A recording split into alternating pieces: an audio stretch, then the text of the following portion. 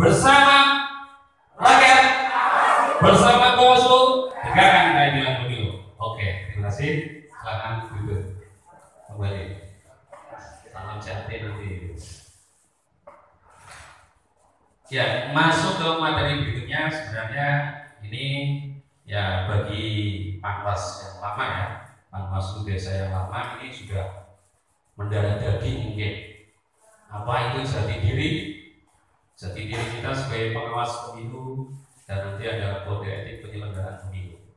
Oke, slide selanjutnya. Jati diri, pengertian dari jati diri pengawas pemilu. Kalau kita lihat ya, di situ ada jati diri adalah identitas seseorang atau kelompok yang dapat menggambarkan keberadaan atau eksistensi dan keadaan seseorang atau kelompok tersebut. Jadi jati diri itu yang melekat pada diri kita itu harus benar-benar dikeluarkan. Jadi orang yang melihat kita harus ngerti ini Panwas, hati-hati loh, hati-hati sama Panwas. Apa perlu ya menampakkan dengan atributnya? Pada suatu saat penting juga ya. Ada yang harus kita memakai seragam Panwas biar terlihat jati diri kita secara formalnya. Tapi pada saat-saat tertentu ketika kita investigasi atau model ingin menemukan sesuatu, nah, itu kita bisa menggunakan pakaian yang tidak menggunakan identitas, tapi identitas itu melekat pada diri kita. Selanjutnya secara umum jati diri dapat diartikan sebagai kekuatan jiwa, power of mind manusia yang terdiri dari sifat, karakter, paham, semangat, kepribadian, moralitas, akhlak, dan keyakinan yang merupakan hasil proses belajar dalam waktu panjang dan yang muncul dalam ekspresi dan aktualisasi diri serta dalam pola-pola perilaku berkehidupan, bermasyarakat, dan berbudaya. Artinya bagaimana? Kita bisa terwujud jati diri kita itu tergantung dari pemahaman yang kita pahami tentang siapa diri kita, siapa kita itu. PKD itu apa? Tugas dan wewenang yang tadi disampaikan, tugas, wewenang, dan kewajiban, wis apal cipal ya. Artinya nanti ketika seperti itu nanti akan terwujud jati diri kita sebagai, di bawahnya ini jati diri kita sebagai Bawaslu, pengetahuan, pengalaman yang menempatkan panjenengan sedoyo ya untuk bisa melakukan peran mengawal demokrasi di desa-desa masing-masing atau kelurahan, maka itu akan membentuk panjenengan sedaya menjadi Panwas yang benar-benar berjati diri sebagai Bawaslu. Kesimpulannya, jati diri Bawaslu diartikan sebagai sesuatu kekuatan yang dimiliki Bawaslu yang berakar dari Bawaslu itu sendiri, yang menjadi identitas, karakter atau ciri Bawaslu itu sendiri, yang menjadi modal dasar untuk membangun dirinya. Perlu nggak jati diri? Menurut panjenengan perlu apa enggak? Perlu, sangat perlu sekali. Karena dia yang nantinya akan bisa mendorong kita untuk melakukan tugas-tugas pengawasan. Ya, dasar-dasar pembentukan jati diri pengawas pemilu. Kita lihat di situ ada 3 poin.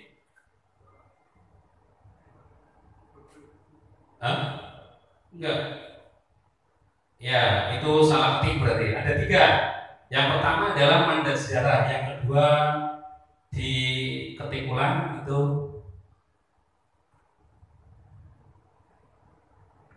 berarti tentang konteks perjalanan ya, perjalanan kepemiluan ya, yang mendasari konteksnya. Terus yang ketiganya baru perundang-undangan ya. Yang pertama adalah mandat sejarah. Mandat sejarah artinya kita semua pun harus benar-benar tahu sejarah Panwaslu itu ada sejak kapan. Itu kita harus tahu. Panwaslu itu dia ada itu sejak tahun 1982, masih ordernya udah lama ya, dimana suasananya ya begitulah. pengkondisian yang sangat luar biasa di sana. Tapi kemudian ada Panwaslu yang waktu itu namanya Panwaslak, ya, namanya Panwaslak. Kemudian berkembang lagi pada tahun 1999, itu Panwaslak berubah nama menjadi Panwaslu, Panitia Pengawas Pemilu. Nanti kemudian berkembang lagi 2004, dibentuklah Badan Bawaslu, ya, Bawaslu di tingkat pusat sampai tingkat provinsi. Alhamdulillah pada tahun ini Bawaslu Kabupaten yang tadinya Panwaskap berubah menjadi Bawaslu Kabupaten.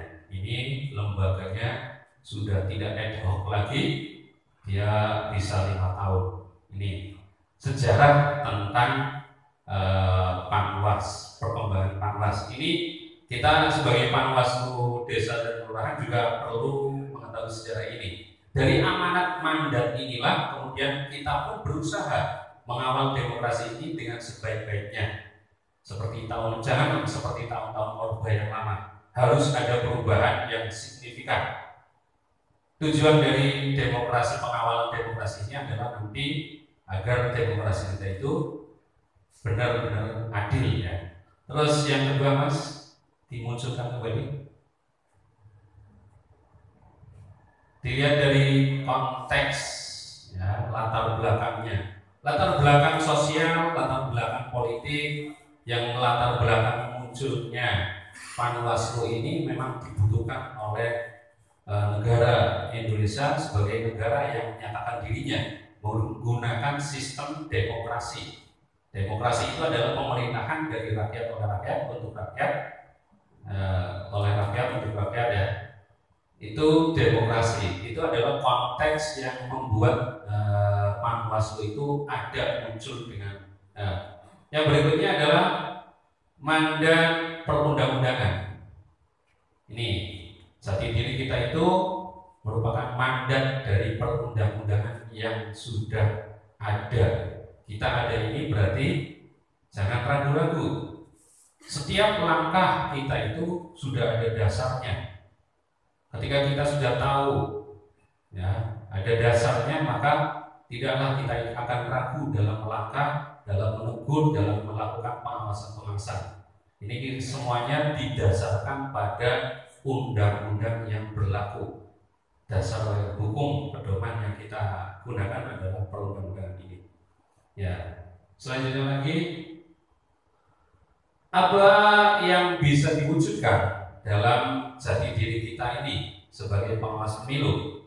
Jati diri ini bisa diwujudkan, ya, secara sikap juga dengan perilaku. Ada sikap, ada perilaku.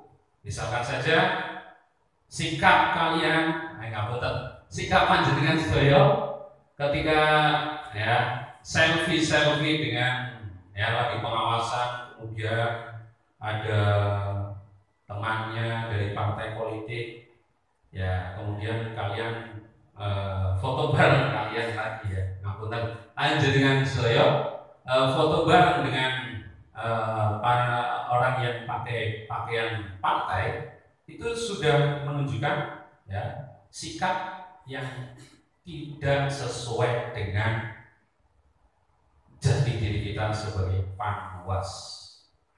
Oke, kata nggih? Setuju semuanya? Sepakat, ya? Kemudian itu secara sikap, ya. Secara perilakunya bagaimana? Kita lihat di situ ada etos kerja pengawas pemilu yang tinggi. Kita harus memiliki etos kerja yang tinggi sebagai pengawas pemilu demi terwujudnya excellence with integrity, yaitu suatu nilai tertinggi dari pengawas pemilu terletak pada integritas yang dimilikinya. Integritas nanti akan ada di slide selanjutnya. Kemudian yang kedua tadi, seperti apa yang disampaikan oleh Mbak Dewi, ketika ngawasi nggak usah galak-galak, santai, tapi benar-benar menggunakan dasar hukum yang baik. Kalau saya sendiri pernah dulu, ya, orang galaknya seperti, ya, dalam pengawasan tak tanya, ini surat SPP-nya mana? Nggak ada, Mas. Udah, nggak ada. mau dibubarkan apa enggak ini? Bisa aja mas aja. Monggo mas, mari memburi jopot amplop. Ini masih dengan amplop. Diterima orang yang tidak saya terima. Ngapunten ya. Harus galak-galak wis wedi. Kalau kita itu benar-benar berpegangan pada hukum undang-undang. Kemudian menjunjung tinggi nilai kejujuran. Jujur itu penting. Yang orang nolak. Ya, tadi misalkan ini masih nggak usah. Tapi anak baik, dalenan motoran. Primen gue. Orang senang tahu bukan dipoto kalau dalam motoran baik. Ya itu namanya nggak jujur, tidak jujur, nggak boleh itu. Terus keterbukaan, kita harus terbuka dengan siapapun. Kalau ada yang membutuhkan pencerahan dari Panwas ya silakan kita kasih tahu. Kemudian kita ikhlas, profesional dan tanggung jawab. Yang terakhir adalah berkepribadian tangguh dalam membela. Nah, jangan pernah takut untuk membela yang benar, ya, membela yang benar. Terus yang selanjutnya lagi, masuk ke kode etik penyelenggara pemilu. Ini paling penting juga ini, karena di aturan yang sekarang ini nanti semua dari jajaran Panwascam, kemudian Panwaslu desa kelurahan desa ini ketika melakukan kesalahan ya, pelanggaran kode etik itu tidak langsung ke DKPP, enggak langsung bisa ditangani oleh Bawaslu. Apa sih itu kode etik? Kode etik penyelenggara pemilu adalah suatu kesatuan asas moral, etika dan filosofi yang menjadi pedoman perilaku bagi penyelenggara pemilu berupa kewajiban atau larangan, tindakan dan atau ucapan yang patut atau tidak patut dilakukan oleh penyelenggara pemilu. Artinya kita itu benar-benar harus menjaga kode etik kita sebagai seorang Panwas. Ya, tidak boleh makan jajannya juga nanti. Kalau kita dalam pengawasan itu dilarang oleh Bawaslu memakan snack ya yang dikasih oleh panitia yang lagi mengadakan kampanye atau apapun di situ nggak boleh. Terus selanjutnya, kode etik bersifat mengikat serta wajib dipatuhi oleh siapa saja, anggota KPU, anggota KPU provinsi atau KIP Aceh, anggota KPU kabupaten kota, KIP kabupaten kota, PPK, PPS, KPPS, PPLN, KPPSLN dan seterusnya. Bisa dibaca sendiri, termasuk pengawas TPS sampai ke tingkat yang paling bawah. Kemudian jajaran sekretariat KPU dan Bawaslu, sekretariat KPU dan Bawaslu juga sama terikat oleh yang namanya kode etik. Selanjutnya, untuk menjaga integritas dan profesionalitas penyelenggara pemilu wajib menerapkan prinsip penyelenggara pemilu. Yang pertama adalah integritas penyelenggara pemilu, itu berpedoman pada prinsip yang pertama jujur.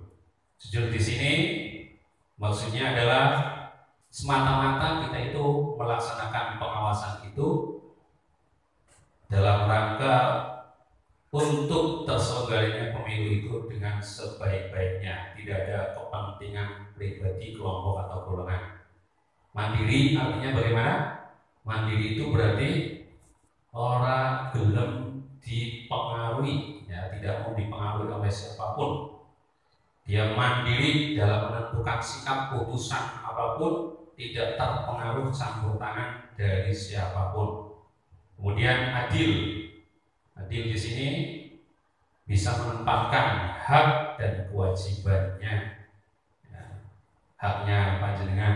Tadi haknya apa? Gajian ya, gajian kira? Nggak tahu. Insya Allah lebih banyak mungkin ya, atau sama dengan tahun kemarin. Ya, gajian itu adalah hak kalian, tapi kewajiban harus dilaksanakan dengan sebaik-baiknya. hak dan kewajiban ini harus imbang. Yang terakhir adalah akuntabel, bermakna dalam penyelenggaraan pemilu. Penyelenggara pemilu melaksanakan tugas, wewenang dan kewajiban dilaksanakan dengan penuh tanggung jawab dan hasilnya dapat dipertanggungjawabkan sesuai ketentuan peraturan perundang-undangan. Di sini akuntabel di sini nanti akan difokuskan kepada pelaporan-pelaporan. Dengan kerja itu harus dipertanggungjawabkan dengan laporan. Laporannya itu nanti laporan A4, laporan form A ya Mas. Ada diberikan contohnya sekalian saja.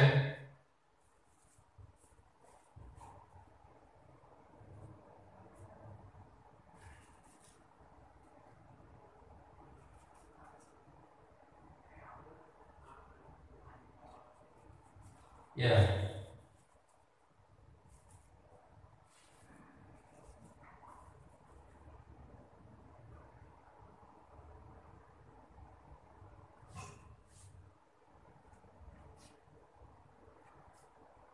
ya ini contoh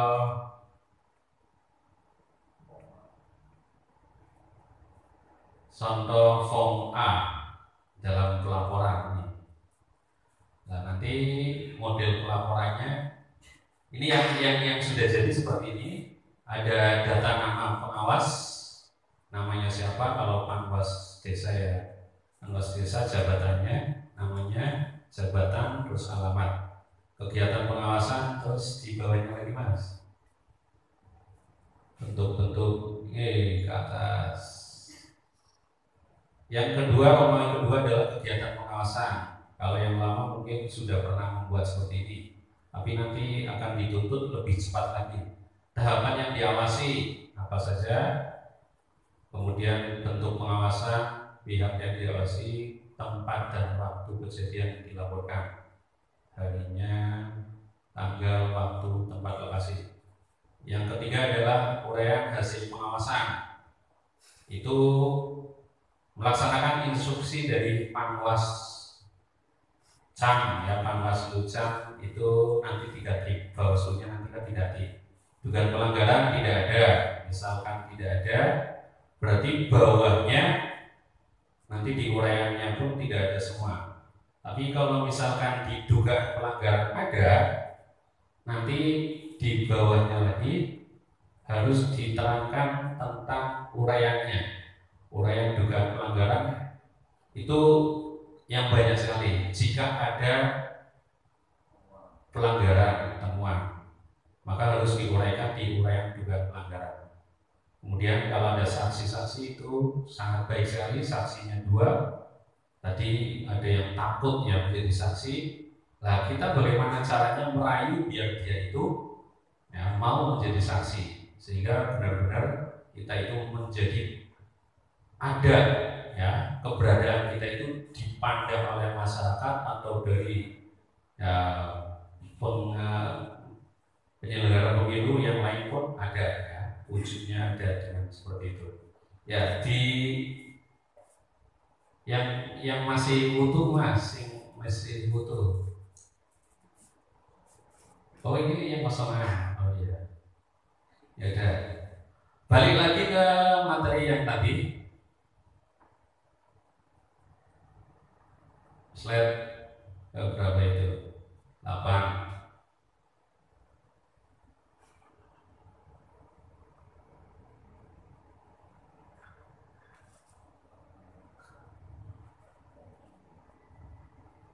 Lanjut Mas. Ini harus disampaikan semua, jadi bingung padahal materinya banyak sekali seperti ini ya. Ya, dilihat saja, dibaca sendiri, dilihat. Kita itu harus menjadi orang-orang yang profesional.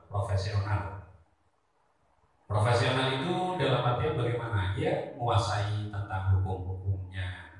Kemudian aksesibilitas bermakna, kemudahan yang disediakan penyelenggara pemilu bagi penyandang disabilitas guna mewujudkan kesamaan kesempatan. Nah ini di sini kita itu harus benar-benar memberikan perhatian kepada orang-orang yang disabel ya, ketika di TPS ya, Kalau ada hak-hak orang ini yang dihilangkan oleh misalkan dari kamar sebelah TPS-nya, harusnya ada namanya, kok nggak ada namanya, padahal dia itu adalah daftar pemilih, dia itu punya hak untuk memilih. Nah ini kita perjuangkan.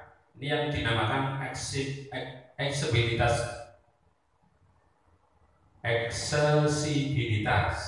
Ya. Terus tertib dalam penyelenggaraan pemilu.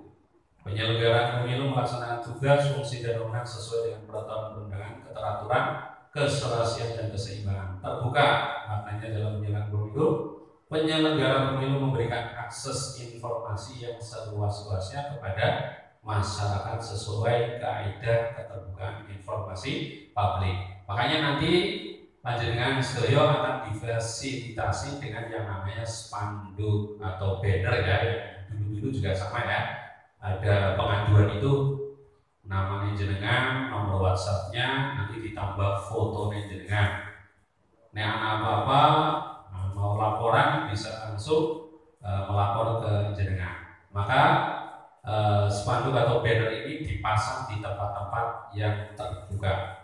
Kemudian proporsional, maknanya dalam penyelenggaraan pemilu menjaga keseimbangan antara kepentingan pribadi dan kepentingan umum untuk mewujudkan keadilan. Yes. Banyak sekali, profesional, efektif, efisien, kepentingan umum. Ini kepentingan umum ya. Bermakna dalam penyelenggaraan pemilu, penyelenggara pemilu mendahulukan kepentingan umum dengan cara yang aspiratif, akomodatif dan selektif. Terus berkaitan dengan kode etik, ini wis angle terakhiran ya. Angle terakhiran, kode etik per Bawaslu nomor 4 tahun 2019 ini yang terbaru. Bisa membaca sendiri ya, di situ ada semua jajaran dari Panwaslu, Cam sampai desa TPS ya, wajib menjalankan tugas, fungsi dan wewenang sebagai pengawas penyelenggara pemilu sesuai dengan ketentuan peraturan perundang-undangan dan sumpah janji jabatan serta kode etik. 2. Penanganan dilakukan berdasarkan temuan pengawas pemilu. Aduan penyelenggara pemilu, peserta pemilu, tim kampanye, masyarakat dan atau pemilih yang dilengkapi dengan identitas yang jelas. Misalkan ada orang dari ya, peserta pemilu nyolas nengge kalau si A bisa nakalan enggak ya, ngawasi masa sing diawasi nyontok lah, anggar kae nang anak kumpulan ora diawasi. Nah itu juga aduan. Nanti di cross check sama Panwas, kamu bener sing diawasi sing A atau sing B orang diawasi. Ketika kemudian bener, nah, nanti ada teguran. Teguran bisa bawanya lagi mas, sanksinya seperti apa? Sanksinya, nah itu ada peringatan. Kemudian ada pemberhentian tetap ya, jika seperti itu. Kemudian kalau misalkan sudah ditetapkan bersalah menurut itu, tapi ternyata orang salah gak boleh, nanti akan direhabilitasi juga. Yang terakhir, hasil rapat pleno sebagaimana dimaksud ayat 1 dan 2 dituangkan dalam keputusan Bawaslu Kabupaten Kota. Ya mungkin demikian saja yang bisa saya sampaikan. Ya silakan untuk sesi berikutnya tanya jawab. Terima kasih untuk